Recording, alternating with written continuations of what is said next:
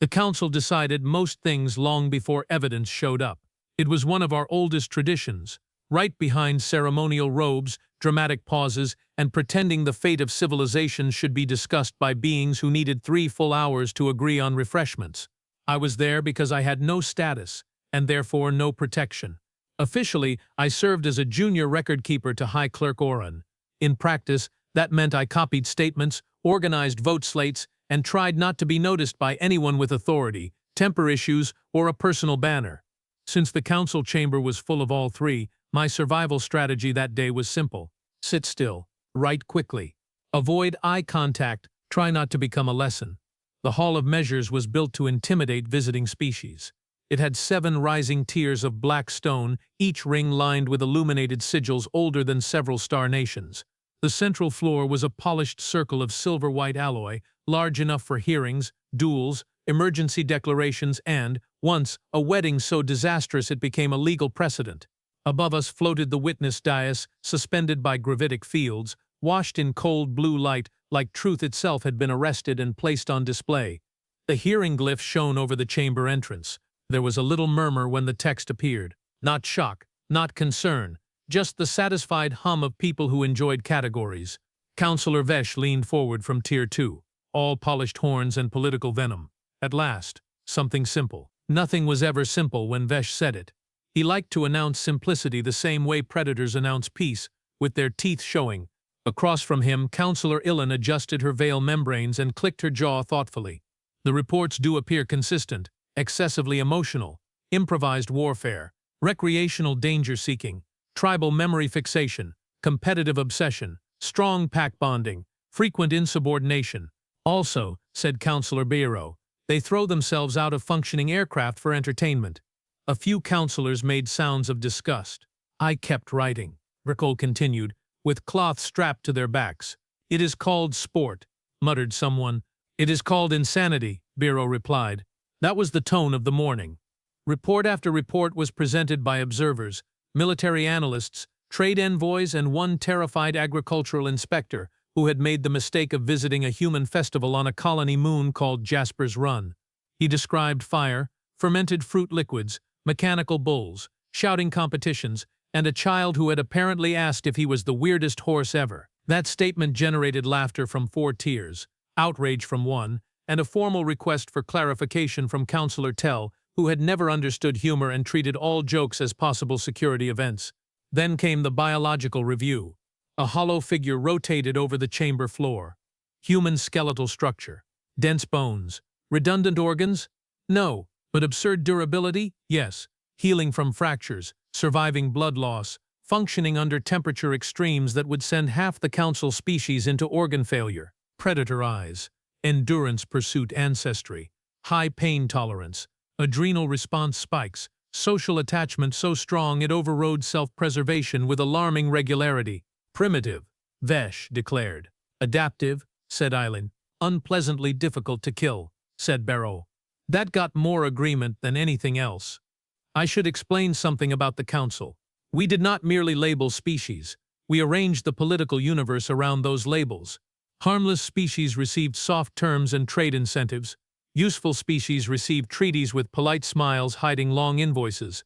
Dangerous species were managed, fenced, bribed, manipulated, or occasionally preemptively struck, depending on how much panic was currently fashionable.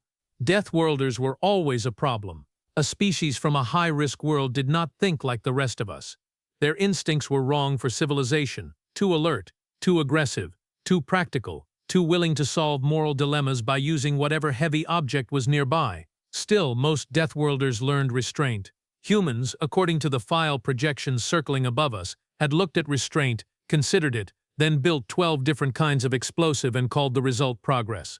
High Speaker Jolan finally struck the resonance chime. Silence rolled outward.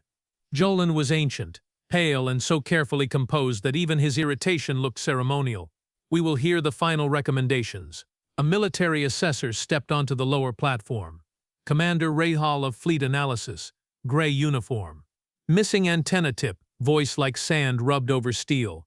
Recommendation, he said. Humanity should be assigned a restricted entry classification pending behavioral compliance review. They demonstrate excessive risk tolerance, dangerous innovation under pressure, and unpredictable moral engagement patterns. Jolan inclined his head. Define the last point. Real activated a battle display. 3 incidents appeared. On one world, human miners had broken a pirate siege using excavation charges, cargo haulers, and what looked embarrassingly like a giant ore magnet. On another, a human medical convoy had crossed active artillery fire to rescue enemy civilians after a border collapse. On a third, a human freighter crew had boarded a burning station section to save trapped technicians from a species they were not even allied with. Rihal looked faintly annoyed by the evidence he himself had presented. They do not behave consistently within ordinary strategic frameworks, he said. They are capable of extreme violence and extreme compassion within the same operational window.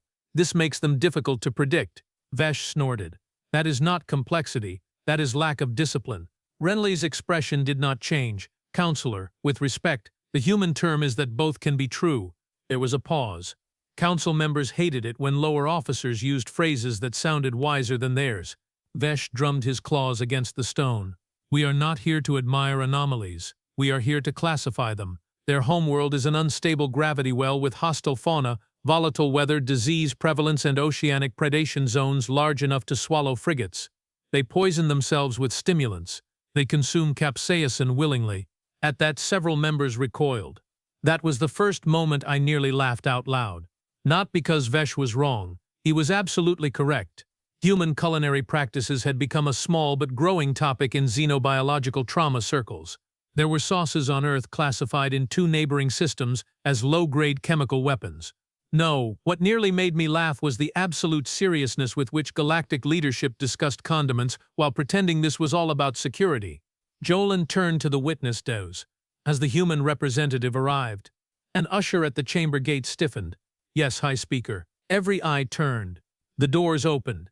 The human entered without ceremony, without armor, and without the slightest trace of proper fear. She was smaller than I expected.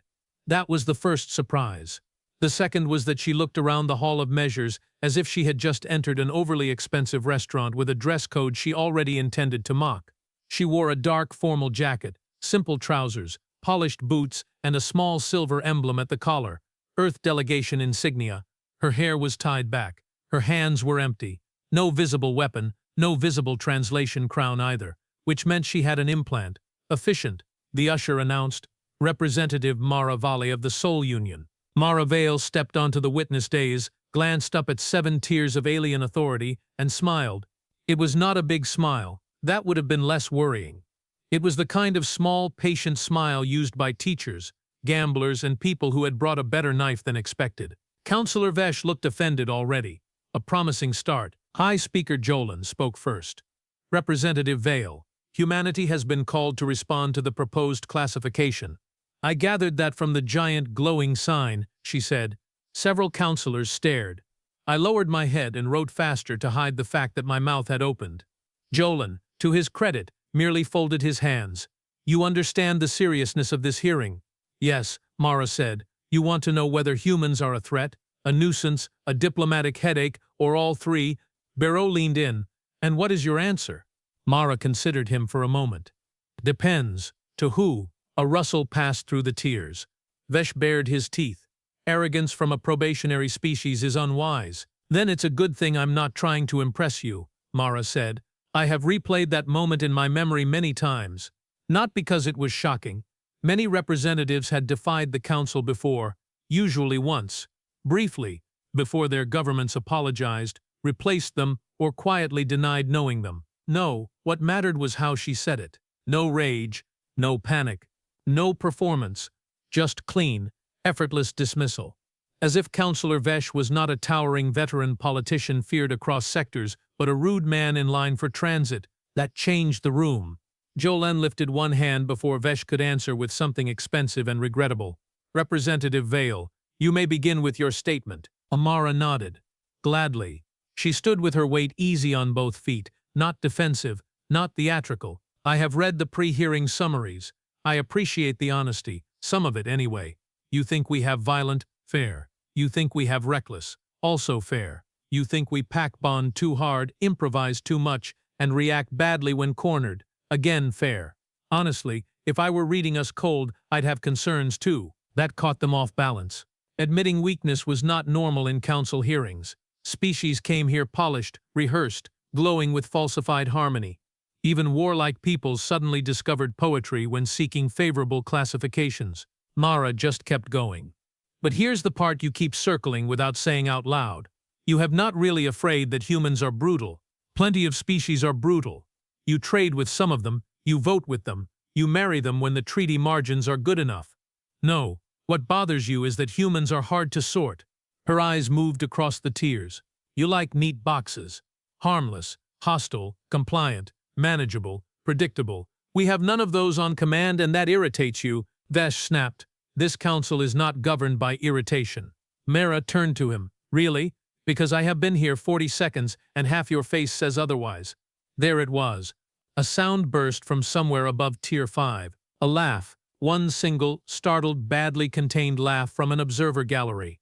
It died instantly, but the damage was done. Now everyone knew that someone had found the human funny.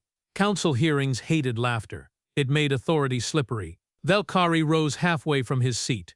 You mistake tolerance for weakness. No, Mara said, calm as still water. I'm starting to suspect you mistake volume for importance. Even I stopped writing for one heartbeat. Then claws scratched stone, membranes fluttered, translation bands buzzed, the chamber's emotional temperature rose 3 full levels. High Speaker Jolan struck the chime again. Enough. Representative Vale will finish her statement. Mara inclined her head. Thank you. She looked back to the chamber.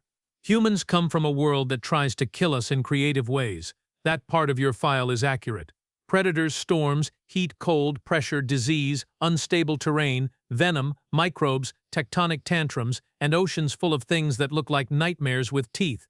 We got through that by being stubborn, social, curious, and yes, occasionally unreasonably aggressive. Occasionally?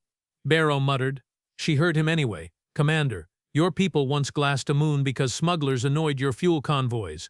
Riro folded his arms. That moon was evacuated. See, Mara said, looking around. Perspective. A few counselors hated that.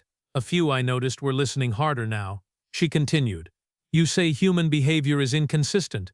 I say your model is missing context. Humans are dangerous when we think something matters. That might be territory. It might be our families. It might be a promise. It might be a stranger in trouble while everyone else is busy drafting a policy statement about appropriate concern levels. No one moved. Her voice had not grown louder. It had grown sharper. We build terrible weapons. Yes, we also build rescue ships, field hospitals, shelters, and supply networks in war zones no sane species would enter. We can joke during disasters because if we stop joking, the fear gets too much room.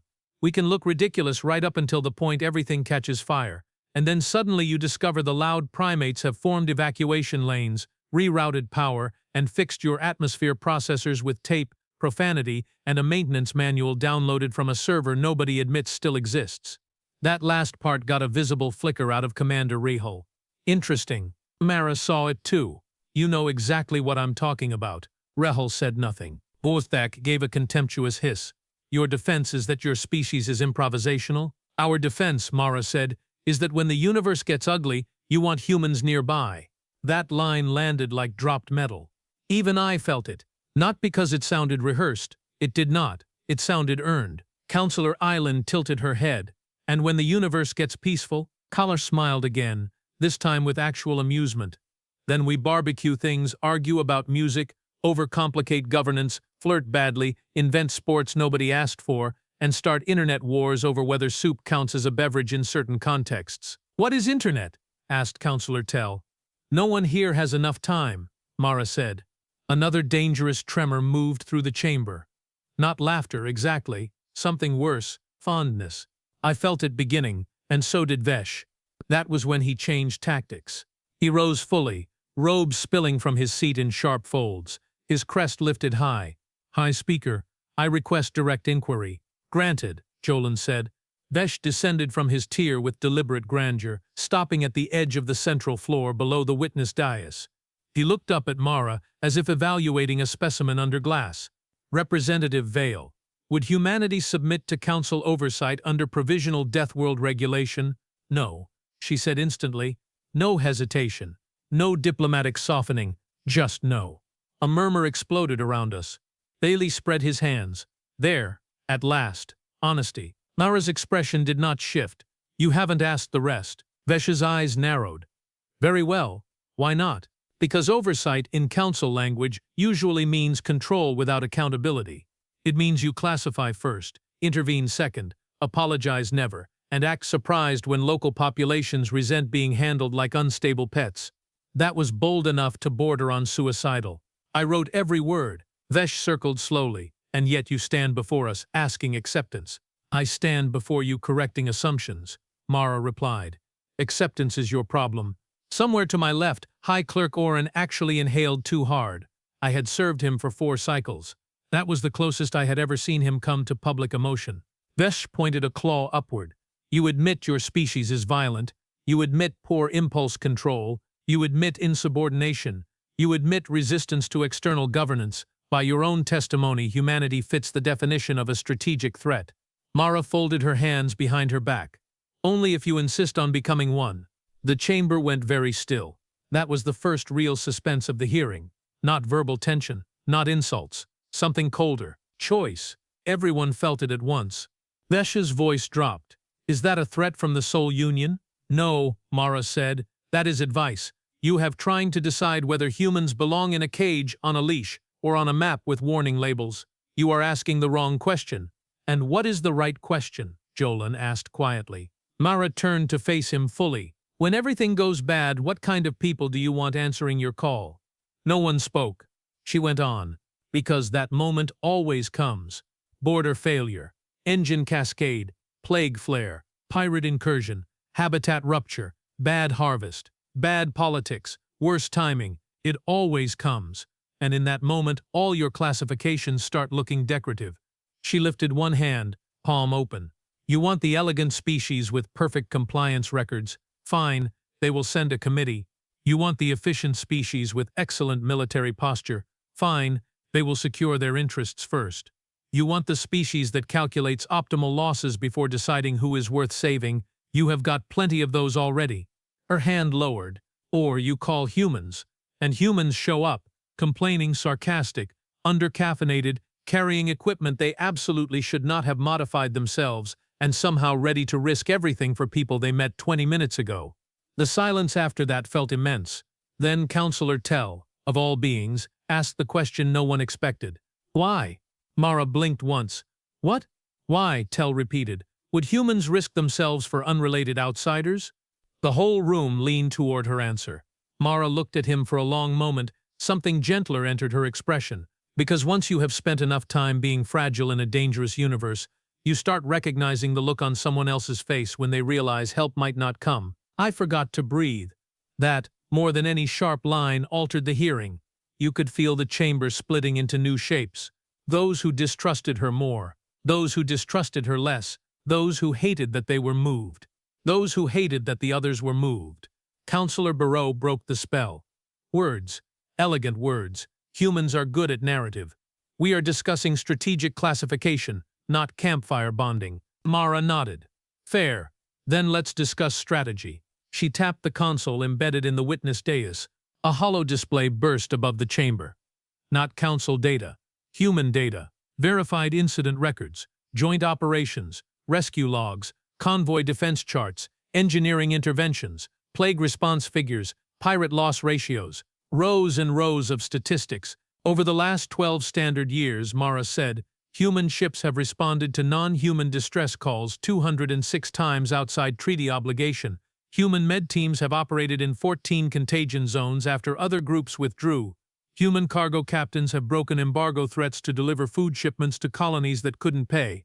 Human engineers have restored failing life support on stations we did not own, and in one memorable case on a station that had previously fired on us. Report frowned. That cannot be verified. Commander Ragel spoke before she could. Oh, it can. Every eye turned to him. Rahel's jaw tightened as though he disliked participating in truth. Fleet analysis cross-checked 4 of the major incidents after receiving human copies. The records are accurate. Mara glanced at him, not triumphant, merely acknowledging. Bafesh recovered quickly. Altruism does not erase danger. No, Mara said. It contextualizes it. Then she changed tone again. and suddenly she was not defending humanity. She was warning them, "Let me save you some time. If you classify us as manageable tools, you will be disappointed. If you classify us as monsters, you will create exactly the problem you claim to fear. If you classify us as primitives, you will keep underestimating us until that becomes expensive. The best outcome for everyone is simple. Treat us like people. Strange people, sure. Loud people, absolutely. Sometimes deeply annoying people. I won't fight you there, but people. People, Vesh said dryly, who once fought a continental war over trade taxes." Mara spread her hands. "And now we mostly argue about them online, which is progress." That got it. Real laughter this time. Short, shocked, scattered through the tears. Jolan did not stop it immediately. That was notable. Vesh, however, looked like he wanted to declare laughter a capital offense. He turned sharply to Jolan. "High Speaker, this proceeding is being derailed by performance." Mara answered first. "No, it's being derailed by the fact that you came in wanting a label and got a mirror." Vesh swung toward her. "You are in no position to lecture this council." "And you are in no position," Mara said, suddenly hard, "to talk down to a species you clearly do not understand while pretending that ignorance is wisdom." There it was again. That cold shift. The chamber narrowed. Vesh's crest flattened. "Careful." "No," Mara said, her voice low now, dangerous in a completely different way. "You be careful." No one had ever spoken to him like that in the Hall of Measures. Not, and remained standing. She stepped forward to the edge of the witness platform, blue light cutting across her face. "You want to classify us? Fine. Here's the simplest classification you will ever get. Humans are the species you want beside you when the hull cracks. We are the species you want between your children and the dark.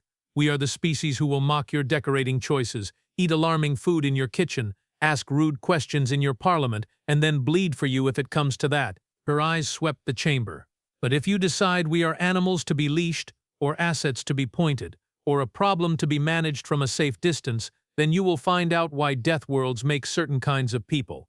Even Councillor Barreau said nothing. I realized in that moment that nobody was hearing a diplomat anymore. They were hearing a boundary. Jolan's face had gone unreadable. "Representative Vale, are you speaking for the official policy of the Sol Union?" Mara held his gaze. "I am speaking," she said, "for every human who is tired of being judged by people who mistake survival traits for moral failures." That line might have ended the hearing. It should have, perhaps. The chamber was full, the tension severe, the evidence sufficient for postponement at least, but history is rude, and it rarely waits until speeches are complete. The first alarm sounded from outside the hall. At first, everyone ignored it. Council chambers were old institutions. They chimed, rang, pulsed, droned, and vibrated for 100 ceremonial reasons. Half our politics relied on acoustics. Then the second alarm came. Not ceremonial. Military, sharp, triple beat, priority incursion. The doors at the east tier burst open. A fleet courier sprinted in, armor half sealed, one shoulder smoking as if he had come through a malfunctioning transit field. He stumbled to one knee. "High Speaker," he gasped. "Emergency transmission from the outer defense ring. Unknown vessels have breached the Selen Gate." The chamber erupted. Jolan rose. "Identity. Not confirmed. Signature masking. Fast movers. At least 19 contacts. Civilian lanes are collapsing. Station traffic at risk. Commander Rail was already moving." "How long?" "Minutes. Less, if they burn hard." The hollow display above Mara vanished, replaced by live tactical feed. The Hall of Measures, built for arguments, suddenly had a war hovering over its floor. Red vectors slashed through the projection. Civilian transports, fuel relays, dock clusters, defensive frigates trying to pivot into interception patterns. And there, at the edge of the map, an expanding cone of panic from the Selen Gate corridor. Councillor voices collided instantly. "Seal the inner routes. Protect the Speaker's tier. Recall the embassy ships. Who authorized masking access? Where is Home Fleet? Get me station control. Evacuate the galleries." I sat frozen, stylus still in hand. This was the real council. Not dignified, not omniscient, just frightened beings shouting over one another while pretending to command events already in motion. And in the middle of it, the human representative did something so absurd I almost believed I had imagined it. Maraval looked at the tactical display, looked at Commander Rel and said, very clearly, "Well, this is awkward." Renel snapped toward her. "This chamber is now under military authority. Fantastic, Mara replied. Do you also take suggestions, or just blame? Jolan thundered. Representatives, stand down. But Mara was no longer paying attention to rank. She was studying the map with terrifying focus. Those aren't raiders, she said. Rega stopped. Explain. She pointed. Look at the spread. Too disciplined for piracy, too fast for extortion posture, and they came through a trade choke right before high-volume shift turnover.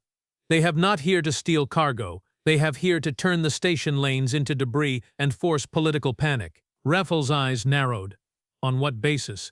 On the basis, Mara said, that humans invented half the dirty tactics in that pattern and wrote history books pretending to feel bad about it. The room went dead silent again. The courier swallowed. There is more. One of the civilian convoys trapped near the corridor is carrying juvenile delegates from the Lyra schools. For the first time that day, Mara's expression changed completely. The humor vanished. The sarcasm vanished. Everything extraneous burned away. What ships are closest? She asked. Rel answered automatically, almost before realizing he was speaking to her. 2 customs cutters, 1 damaged escort frigate, station defense wings still scrambling. Human assets? Rilakil hesitated. Mara looked at him. Commander, 1 diplomatic escort corvette in orbit, he said. The sole vessel Archer. Light armament only. How far? 8 minutes. Mara exhaled once. Then she said the sentence that split the day in half. Patch me through to the Archer. High Speaker Jolan stepped down from his dais. You are not authorized to issue orders in this chamber. Mara turned to him, and I will never forget her face. Not angry. Not defiant. Resolved. With respect, High Speaker, she said, I wasn't asking your permission, and that was where Part 1 truly ended. Because in the space between one heartbeat and the next, every being in the Hall of Measures understood the same thing. The Council had spent the entire morning debating what humans should be called. Now the station was under attack, and the Deathworlder had just decided to speak. Part 2. The chamber did not approve. That, in fairness, was one of the few predictable things about the Council. High Speaker Jolan stepped forward, robes sweeping the silver floor, every line of his posture stiff with offended authority.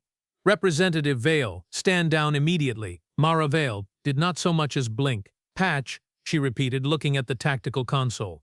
The nearest operations aide hesitated, fingers hovering above the light grid. He looked to Jolan.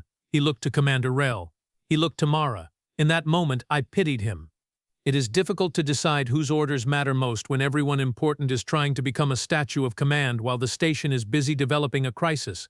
Commander Rel made the choice for him. Patch her through. Jolan snapped his head toward him. Commander. Rachel did not move. High Speaker, if she's right about the attack pattern, I need every useful mind I can get. That should have sounded practical. Instead, in the Hall of Measures, it sounded almost revolutionary. Usefulness had just outranked protocol. Several counselors looked personally insulted by physics. The console flashed alive. A hard-faced human officer appeared over the dais in blue-white hololight, broad shoulders, close-cropped hair, one eyebrow split by an old scar. Bridge lighting strobed red across the edges of his features. This is Captain Ivo Sen, Corvette Archer. We have already seen lane collapse. Say fast. Mara did not waste a syllable. Captain, possible coordinated strike at Selen Gate. Civilian convoy trapped. Juvenile delegates aboard. Unknown hostile count 19 minimum. You are nearest human asset. Sanal eyes narrowed. Understood.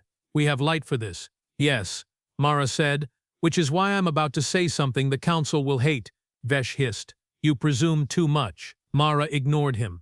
Captain, do not engage the main wedge. Go under the traffic line, cut across relay shadow, and draw the lead pursuers away from the convoy. Razel looked sharply at the map. That vector puts them into crossfire. It also breaks the attacker's timing, Mara said. They have counting on panic lanes. You force one ugly variable into the middle and the whole pattern gets messy. Senon's mouth twitched in a humorless sort of grin. That sounds very human. That's because I'm talking to you. Not writing a committee paper. Appreciated. Tolan's patience finally cracked. No foreign vessel will conduct unsanctioned military action inside Council defense space. Mara turned just enough to include him in her peripheral vision. Then sanction it. You do not dictate terms here. Then watch children die while you draft a response in triplicate. That shut everyone up again. There are moments when language stops being speech and becomes pressure. You can feel it push against every fear in the room. This was one of those moments. Not because Mara was loud, not because she was dramatic, because she said the one thing every counselor knew could happen and none of them wanted said out loud. On the holo, Captain Sen asked, "Representative, does this room want our help or not?" No one answered quickly enough. Mara did. "Yes." Vesh nearly exploded. "You insolent." Commander Rail cut across him with military flatness. "Archer is granted provisional emergency action under defense necessity. All recordings sealed pending review." There was a collective intake of breath. Relal had just gone around the council in its own chamber. Mara gave him one quick nod. "Smart man. Don't make me regret it. I will do my best. No promises." Captain Sen was already barking orders to unseen bridge crew. "Helm new vector. Tactical, mark convoy beacons. Engineering, squeeze me speed from somewhere morally questionable." A voice from the bridge answered. "Sir, engineering says that last part is their specialty." Mara exhaled through her nose. "Good, that means they have a wake." The line remained open as the Archer swung on approach. The tactical display magnified. The unknown ships were lean, dark things, their signatures fuzzed by masking haze, moving in a spearhead that cut through civilian traffic patterns with deliberate cruelty. Not random, not hungry, not desperate, efficient. One customs cutter vanished in a bloom of white fragments. No one in the hall spoke. The juvenile convoy, 6 civilian transports strung in a frightened cluster, began to break formation. One turned too sharply. Another vented atmosphere from a side ring. Tiny emergency icons flared all over the holo like a disease of light. Mara's jaw tightened. "Get me station traffic." A new window opened. Station control chief, haggard, sweating. 3 hands moving over controls at once. "This is Selin civilian grid. We cannot stabilize the lanes." "You don't need stable," Mara said. "You need predictable. Freeze outer lane permissions. Dump all non-essential traffic into red hold. We will create collisions." "You already have collisions. I'm trying to pick where they happen." That earned the briefest possible pause. Then the traffic chief swallowed and obeyed. It struck me, standing there with my stylus forgotten against the recording slate, how quickly the room had reorganized itself around the human. Not formally, nothing so honest, but functionally. Questions went to her, eyes went to her, even objections were now tied to her. She had become the center of the problem simply by behaving as if problems were things to be grabbed by the throat. I had never seen anything like it. Counselor Eileen, quieter than the others, watched the display with her veil membranes drawn tight. "Representative Vale," she said, "if the Archer draws off the lead attackers, the remainder may still cut through the convoy." Mara nodded once. "Yes." Eileen stared. "That is not reassuring." "No," Mara said, "it's accurate. Reassurance is what people offer when they can't help. I'm helping." There was a horrible kind of comfort in that. On the holo, the Archer came into view, tiny, fast, ridiculously small against the spread of hostile ships. It was a diplomatic corvette, sleek and narrow, built more for presence than brawling. It should not have been where it was about to go. Captain Senna's voice came over the channel. "Visual acquired. Hostiles still ignoring us." Mara replied, "They won't in 10 seconds. How rude should we be?" She looked at the tactical geometry and said, "A little unforgettable." On the bridge behind Sen, someone laughed. Then the Archer fired. Not at the ships, at the relay shadow beneath them. 3 precise shots lanced into old cargo scaffolds, drifting near the lane edge. The structures exploded into a spinning cloud of metal wreckage and signal glare. The hostile formation split instantly, their neat spearhead opening like a mouth forced sideways. Rihal swore, very softly. Mara pointed at the holo. There, they were riding shared telemetry. Break the visual field and they have to fly like individuals. Vesh spat. "That also endangers every vessel in the corridor." "Yes," Mara said, "which is why I'm glad your attackers chose now while there was still a chance to stop them." Captain Sen cut the Archer under the convoy, engines flaring hard enough to turn the corvette into a streak. 2 hostile ships peeled after him exactly as Mara had predicted. Then 4, then 6. "They have taken the bait," said Rail. Mara did not look pleased. "Of course they are. Nobody likes getting mocked in public." Captain Senna's bridge crackled with alarms. 6 on us, maybe 7. Hull's going to hate this." Mara said, "Tell Hull to write a complaint." One of Sen's crew actually snorted. Jolan, who still looked as though he wanted to arrest everyone involved, turned to Rail. "Where are the defense wings?" 2 minutes out." "We do not have 2 minutes." "No," Rihal said. eyes locked on the display. "We have the human corvette." That was a strange sentence to hear in the Hall of Measures. Stranger still was the fact that no one contradicted him. The convoy shuddered forward through the half-frozen lanes. One transport began lagging, drive plume weak and ragged. Juvenile delegates, I remembered. Students, children, by several species standards, caught inside a corridor suddenly turned into a knife. A hostile craft broke away from the convoy's flank and angled toward the damaged transport. Mara saw it instantly. Captain Sen. One breaker moving for the rear civilian. "I see it. Can't turn in time." "Then don't turn. Vent your port coolant." There was a beat of startled silence on the bridge. Captain Sen said, "I'm sorry." "Do what?" "Vent coolant. Full burst. You have crossing its intercept line. Blind its forward optics." Rahal stared at her. That would only work at close. On the hollow, the Archer dumped a gleaming cloud of supercooled vapor across its own flight path. The hostile ship punched into the cloud, sensors flashing erratic. It veered just enough, just late enough, and slammed wing first into tumbling relay debris. The vessel spun off with half its profile burning. No one in the chamber made a sound. Senon's voice returned, now edged with adrenaline and delight. "Representative, I'm upgrading my opinion of you. Please don't. It would ruin my reputation." The rear transport limped onward. Commander Rail took over the room with sudden force. "All station batteries bracket that damaged hostile. Defense wings. Prioritize convoy screen. Traffic control, hold lane red until I say otherwise." Now the others moved too. Counselors who had spent the morning discussing classification began acting like leaders again, which is to say, they started taking credit for ideas they had resisted 30 seconds earlier. Orders flew. Signals flared. The chamber transformed into something almost competent. Almost. Then the second wave appeared. Not ships. Boarding pods. A dozen of them detached from the masking cluster and streaked toward the station's outer civilian docks. The courier who had brought the alert went pale. "They have going for internal panic." Mara's face hardened. "Of course they are." Valkyrie looked at her with poisonous triumph. "Your analysis was incomplete." She did not even glance his way. "No, their plan just had layers. Congratulations on discovering tactics. I had no business enjoying that as much as I did, but there it was." Rahal zoomed the station schematic. "If those pods land near Dock C, they can cut power routing to half the ring." Jolan spoke with clipped precision. "Seal the docks." A security officer answered from another hollow window. "Too many civilians still inside. Sealing now would trap thousands in unsecured corridors." Jolan's expression tightened. It was the kind of decision leaders hate. Lock down and save systems. Hold open and risk lives. Either way, someone later says you chose wrong. Mara stepped in before the argument bloomed. "Don't seal. Divert pressure doors by section. Make them fight compartment by compartment. Slow them down." Security replied, "That requires local teams. We are already thin." "Then arm the maintenance crews." The security officer blinked all four eyes. "They are not soldiers." "No," Mara said.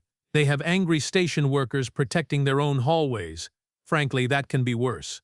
There was a brief silence while everyone processed the sort of civilization that said things like that out loud. Then the officer asked carefully, "Would humans do this?" Mara's answer came without hesitation. "Humans have turned janitorial equipment into legends."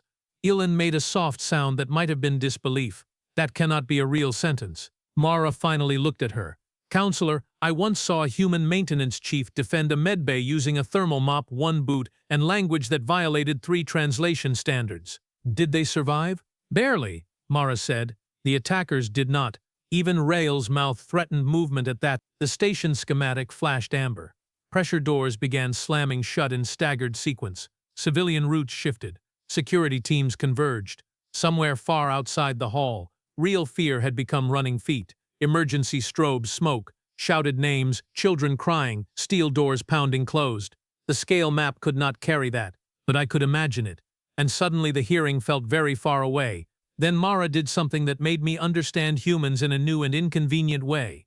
She stepped away from the witness daze. Jolan saw it first. "Where do you think you are going?" She was already moving toward the chamber exit. "Dock C." Every voice in the hall hit her at once. "You are not authorized. That area may already be compromised. You are a diplomatic representative. This is absurd." Security detail. Mara turned only once, halfway to the door.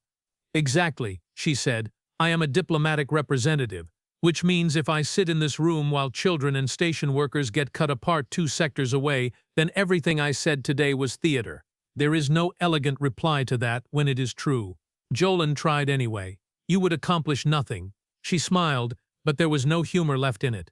With respect, High Speaker, that's never stopped a council delegation from traveling. Then she was gone. For half a heartbeat no one moved. Then Commander Rel did. I'm taking a response team, he snapped to the security grid. You, and you. Hard armor, non-linears, breach kit. Move. Jolin said, Commander, your place is here. Rihal didn't even turn. My place is where the attack is. Again, silence. Again, the room absorbing something it did not like. Counselor Ilin rose slowly from her tier. Then mine is as well. One of the Lyra juveniles aboard that convoy is my daughter's bond student. That changed everything. Suddenly, status stopped being decorative. Counselors were no longer discussing policy. Their families, their students, their people were inside the crisis. Fear became personal, and personal fear is much faster than procedure. Within moments, security units were moving at speed. Emergency med staff surged through side corridors. The Hall of Measures became a command center by accident and a stampede by instinct. I should have stayed. As a junior record keeper, I had exactly 0 combat value, no authority, and only modest running endurance. My official duty was to preserve testimony, maintain logs, and not die in ways that damaged archival property. Instead, I found myself following. This was not bravery. I would like the record to show that clearly. It was curiosity mixed with terror, which is, for my species, a near-religious condition. The corridors beyond the hall were all alarm lights and rushing feet. Security drones buzzed overhead.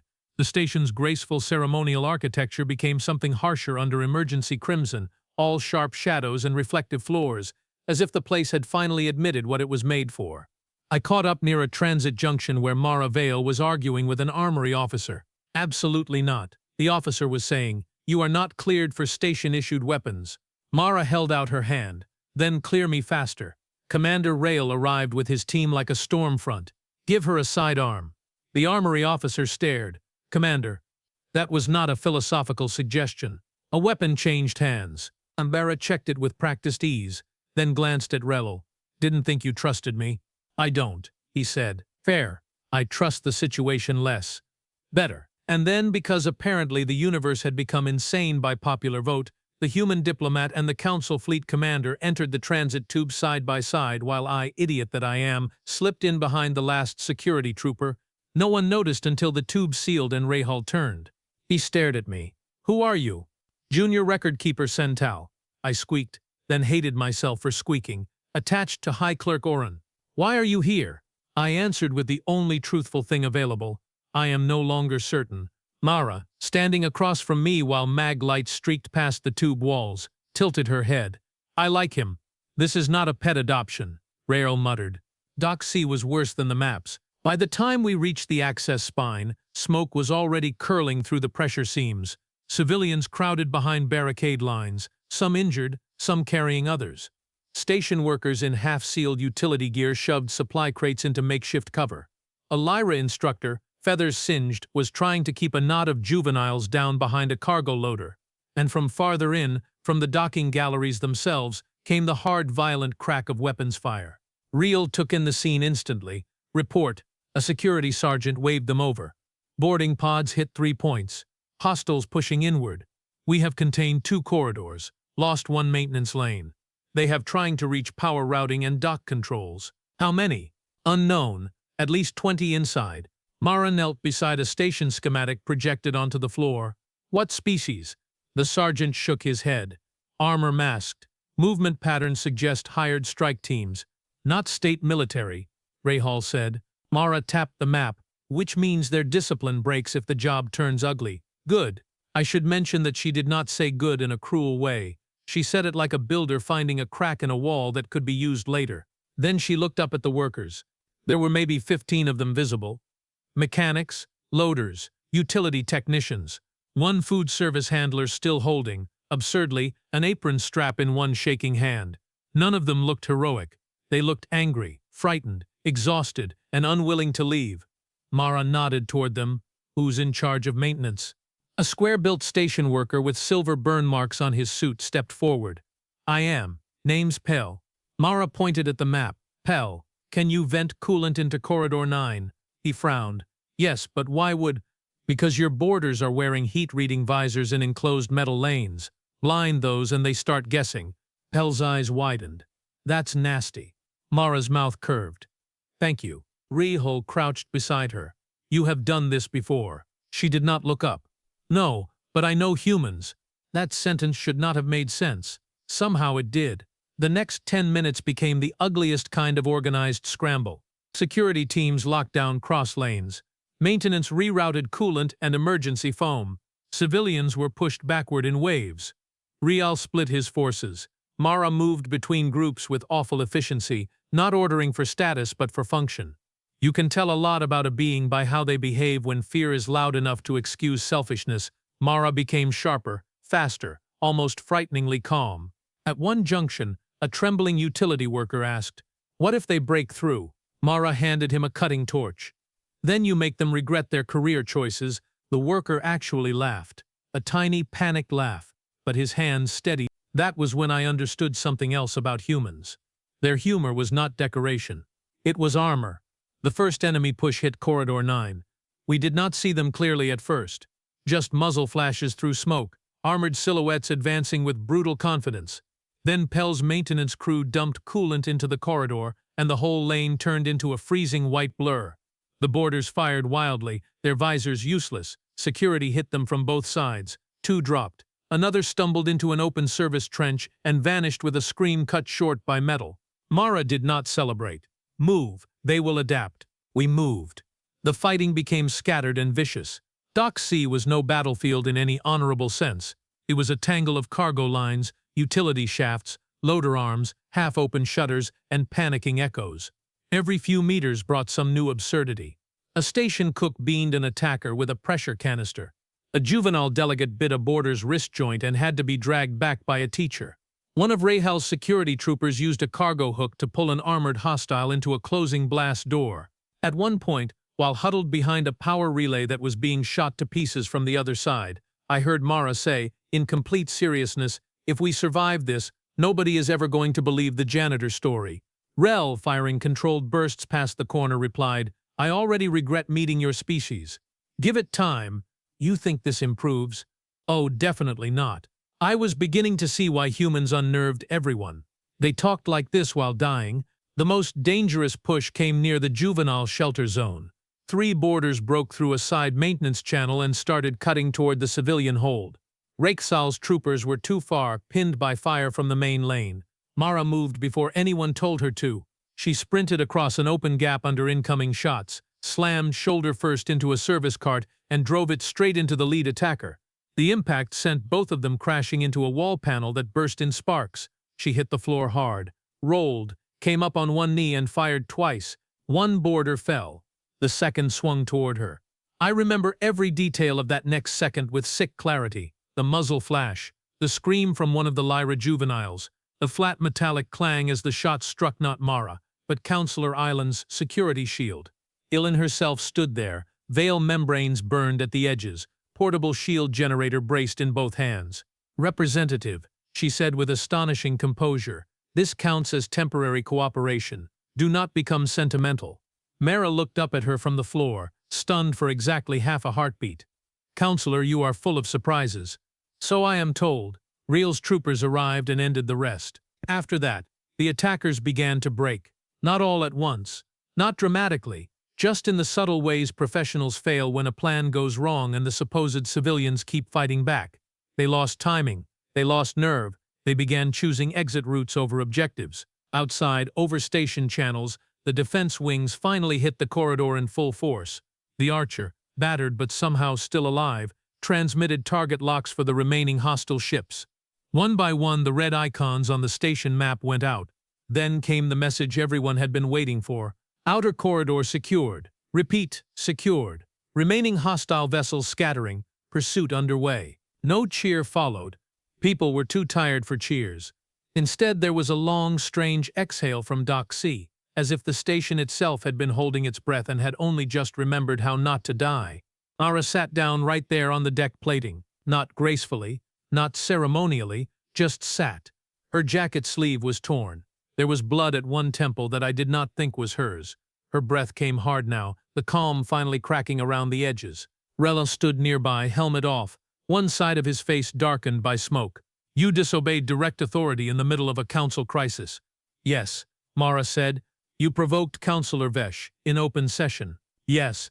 You inserted yourself into an active combat zone as a diplomatic representative. Yes. Rill looked at her for a very long second. Then he said, annoying. Mara laughed once, tired and genuine. That means you like me. It means I may avoid shooting you later. See. Growth. Even Island, checking on her bond student nearby, made a sound that might have been amusement. The aftermath spread quickly. Medics arrived in floods. Dock fires were contained. Security swept the last compartments. The juvenile delegates were moved under guard, shaken but alive. The maintenance chief sat against a crate with a burned arm, and the expression of a being who had just discovered that life had become too ridiculous for proper outrage. I approached Mara before I could talk myself out of it. She looked up at me. You have the record keeper. Yes. You followed us. Yes. Bad survival instinct. Yes. That finally made her smile again. I swallowed. May I ask a question? Given that you have doing it already, probably. I hesitated. Around us, the dock was all sirens fading into lower tones, boots, groans, med scanners, people counting the living. The station felt altered, as if some hidden truth had been kicked loose from its walls. You knew, I said, back in the hall. About humans. You sounded so certain. How? Mara leaned her head back against the crate behind her. Because, she said, humans argue about everything, constantly, loudly. We disagree on politics, art, food, ethics, history, strategy, economics, and whether pineapple belongs on pizza. I had no idea what pizza was, but the word sounded dangerous. She went on. We can be selfish, stupid, petty, brilliant, kind, cruel, funny at the worst possible times. We make mistakes on a scale big enough to haunt planets. But when things get bad enough, really bad, a lot of us become very simple. How? She looked out over the wounded dock, over workers and soldiers and children and counselors all mixed together in one ugly, breathing mess. We decide who we have not leaving. That sentence lodged somewhere inside me and refused to move. Hours later, when the Hall of Measures reconvened in a reduced emergency quorum, the chamber no longer felt like the same place. Smoke still clung faintly to robes and armor. Emergency updates flickered inside displays. Several seats were empty due to injury, command duty, or private shame. Councillor Vesh was present, which was unfortunate for everyone. The hearing glyph above the chamber still read humanity, but now it looked less like a label and more like a question asked by people who had just received part of the answer the hard way. High Speaker Jolan called the session to order. His voice was tired now, more honest. This council will finalize provisional classification. Valkyrie rose at once, because of course he did. The attack changes nothing fundamental. Human recklessness remains evident. Their representative acted outside protocol, undermined council authority, and escalated operational volatility. Mara, cleaned up but still wearing a fresh bandage at her temple, stood on the witness dais again. Children survived. That is not the point. No, she said, it really is. A murmur rolled through the chamber. Vesh pressed on. One incident does not erase the broader profile. Humans are still unstable Deathworlders with poor compliance behavior. Councillor Island stood before anyone else could answer. Her voice was quiet, but the chamber bent toward it. My bond student lives because the human representative and a council fleet commander chose action over procedure. I will not pretend otherwise for the sake of rhetorical consistency. Vesh's crest twitched. You are compromised by emotion. Yes, Island said. I met my own conscience in Dock C. It was very inconvenient. Even Jolan's mouth almost betrayed him. Then Commander Rail stepped into the center ring. No robes, no ceremony, just his scarred gray uniform and the kind of exhaustion that strips vanity down to bone. Fleet analysis recommends amended classification, he said. The chamber stirred. Vesh snapped. On what authority? Mine. Rayhar looked straight at the High Speaker, then at the tiers. Humans are indeed dangerous. The earlier reports were correct. They are improvisational, resistant to control, unusually aggressive under moral provocation, and strategically difficult to model. All of that remains true. Vasha spread his hands in triumph. Then, Riel cut him off. But the attack at Selen Gate demonstrated the flaw in our framework. We have been treating those qualities as disqualifying traits. In reality, under crisis conditions, they are operational assets of the highest order. Now the room was utterly silent. Red continued. Humanity should not be classified as manageable. They are not. They should not be classified as inherently hostile. Evidence does not support it. They should be recognized as a sovereign Deathworld species with independent strategic standing and emergency response priority. That hit harder than any speech all day. Emergency response priority. In council language, that was trust with consequences. Status, respect, access. It meant that when systems failed and corridors burned, humans would not be treated as a nuisance to be tolerated, but as allies to be called. Vetch looked almost ill. That is absurd. No, Rehul said. It is expensive wisdom, we just paid for it. Jolin sat very still for several breaths. Then he turned to Mara Vale. Representative, do you have a final statement before vote? She looked around the chamber, and this time there was no sarcasm waiting behind her eyes. Only fatigue, intelligence, and something stubborn enough to outlast both. Yes, she said. The hall held its breath. We didn't come here asking to be admired. Honestly, that sounds exhausting. We came because your council was about to make a mistake we have seen before. Label first, understand later. Usually after the damage. She folded her hands in front of her. Humans do not need anyone pretending we are harmless. We aren't. We do not need anyone pretending we are perfect. That would be embarrassing. What we need is simple. See us clearly. Her gaze moved from tier to tier. If you want obedient tools, find them elsewhere. If you want polished diplomats who never offend your sensibilities, I can recommend several species and at least 2 furniture lines. If you want people who will stand with you when things break, even if they complain the entire time, then yes, call humans. A few counselors actually smiled at that. Mara's voice softened at the end, but only slightly. And if you insist on classifying us, fine, classify us as the ones who show up. No one spoke after that. High Speaker Jolin raised the voting sigil. Lights flashed across the tiers. Was green, gold, cloudy, white. A long pause. Then more. Red from Vesh, of course. A few amber hesitations. But not enough. The final tally appeared over the chamber floor. Provisional motion passed. Humanity. Recognized sovereign Deathworld species. Strategic designation. Independent allied power. Emergency response status. Priority. The silence that followed was different from all the others. Not fear. Not suspense. Not outrage. Recognition. History. Settling into place. Mara Vale looked up at the result for a moment, then let out one slow breath. No fist raised. No smug smile. Just relief wrapped in composure. Councillor Vesh stood frozen with the expression of a being who had bitten into a fruit and discovered philosophy inside it.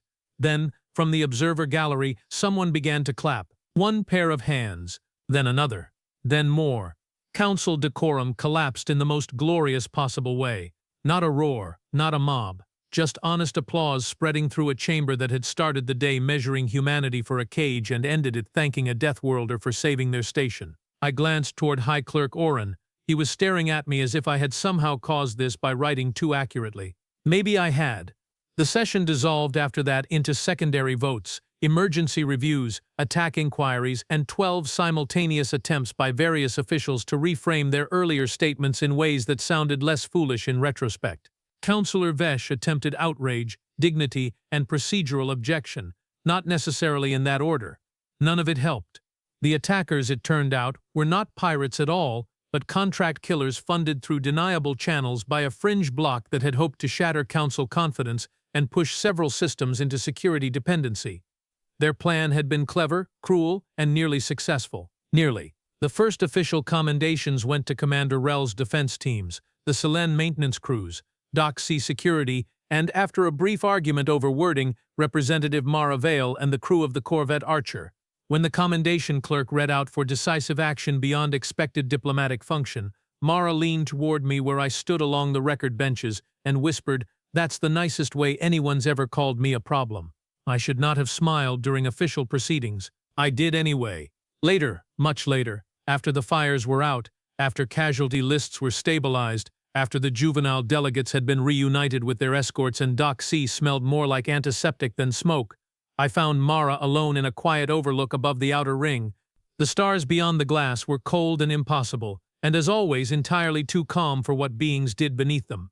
She heard me approach without turning. "You again?" Yes. "You really do have terrible instincts. I am beginning to suspect that is why I became a record keeper." That made her laugh softly. For a while we just stood there, looking out. Then I asked, "Were you afraid?" She considered that. "Yes," she said, "a lot." I waited. She glanced at me. "That surprises you?" "A little. It shouldn't. Bravery without fear is usually just bad comprehension." That felt like a human sentence. I stored it carefully. After another silence I said, "The title many used for humans today was Deathworlder." Mara nodded. "Yes, they meant it as suspicion. Usually." I looked out at the stars again. "Now I think they will mean it differently. Maybe." Her reflection in the glass wore that small, dangerous smile again. "Depends who's saying it." I thought of the Hall of Measures, of Vesh and Jalan and Ellen, of Rahel on the dock, of Pell with his burned arm, of a human corvette cutting through impossible odds because someone had to get there first, of a species that joked under fire and bled for strangers and infuriated everyone who wanted them simple. "Yes," I said, "I suppose it does." She pushed off the railing. "Well, Junior Record Keeper Sental, good luck with the transcript. I believe it will cause political discomfort for several cycles. Then I envy you the satisfaction." She started toward the exit, then paused. "Oh, and Sen." "Yes? When you write it down, don't make us sound noble all the time." I blinked. "No?" She shook her head. "Make us sound true. We have funnier that way." Then she left me there with the stars and the station and the impossible task of writing history. Honestly, so I did. I wrote that the council debated whether humans were fit for trust. I wrote that a crisis interrupted theory with reality. I wrote that the human representative was sarcastic, insubordinate, inconvenient, and correct. I wrote that Commander Rail changed his mind in public, which may have been the bravest act of the day depending on who you ask. I wrote that Counselor Ilin carried a shield into a corridor because love outranks dignity when the alarms start. I wrote that maintenance workers defended Dock C with coolant lines, cargo tools, rage, and excellent timing. I wrote that the Corvette Archer flew like a terrible idea, held together by courage and engineering blasphemy. I wrote that when the attack came, the species under review did not ask whether the council deserved saving. They simply showed up. That transcript, against all predictions, spread. Not publicly at first. Council records do not leak. They are, however, frequently assisted into wider circulation by anonymous individuals with principles, access privileges, and a flexible view of career longevity. I have no comment on that subject. Across the sectors, the phrase changed. Deathworlder no longer meant merely a creature from a brutal planet. It began to mean something else. Someone difficult to frighten. Someone harder to control. Someone who laughs at the edge of disaster because panic is boring and time is short. Someone who, when the dark comes through the hull, runs toward it carrying tools. Years later, recruits at mixed species rescue academies would repeat an old saying before emergency launch. Not elegant. Not official. Certainly not approved by the Council Language Board. But true. When everything breaks, call the humans. And somewhere I suspect Mara Vale would hear that and complain that it sounded dramatic. She would be right. It was dramatic. It was also earned.